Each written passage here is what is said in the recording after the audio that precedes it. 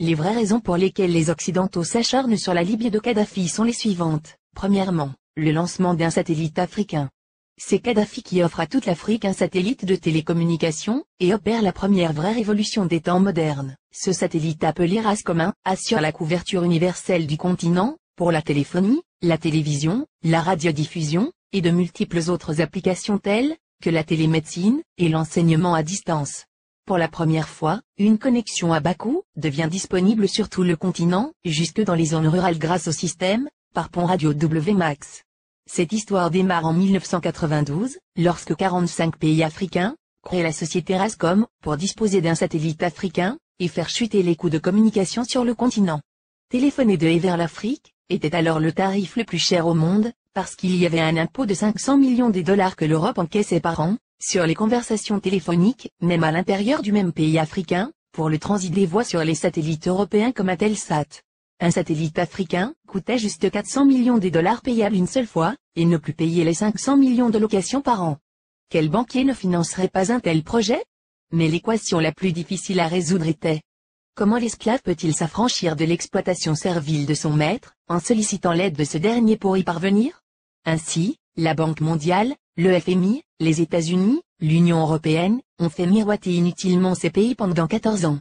C'est en 2006 que Kadhafi met fin au supplice de l'inutile mendicité. Aux prétendus bienfaiteurs occidentaux pratiquant des prêts à un taux usuraire, le guide libyen a ainsi mis sur la table 300 millions de dollars, la Banque africaine de développement a mis 50 millions, la Banque ouest-africaine de développement, 27 millions, et c'est ainsi que l'Afrique a depuis le 26 décembre 2007 le tout premier satellite de communication de son histoire.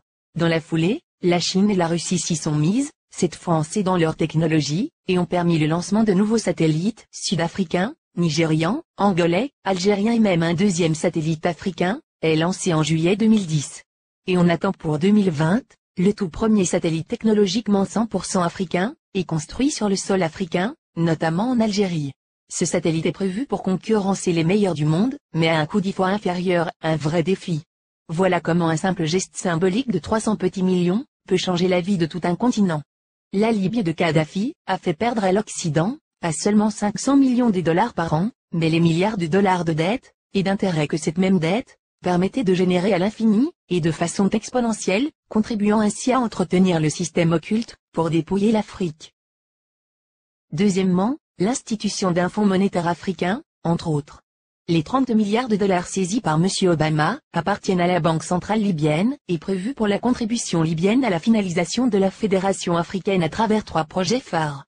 La Banque africaine d'investissement assure en Libye. La création dès ce 2011 du Fonds monétaire africain, avec un capital de 42 milliards de dollars, avec Yaoundé pour siège.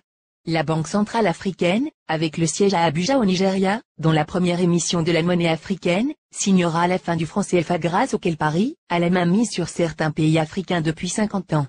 On comprend dès lors et encore une fois la rage de Paris contre Kadhafi.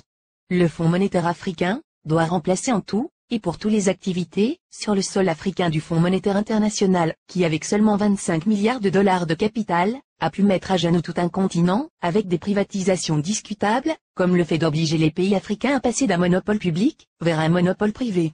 Ce sont les mêmes pays occidentaux qui ont frappé à la porte, pour être eux aussi membres du Fonds monétaire africain, et c'est à l'unanimité que le 16 au 17 décembre 2010 à Yaoundé les Africains ont repoussé cette convoitise, instituant que seuls les pays africains seront membres du Fonds monétaire africain.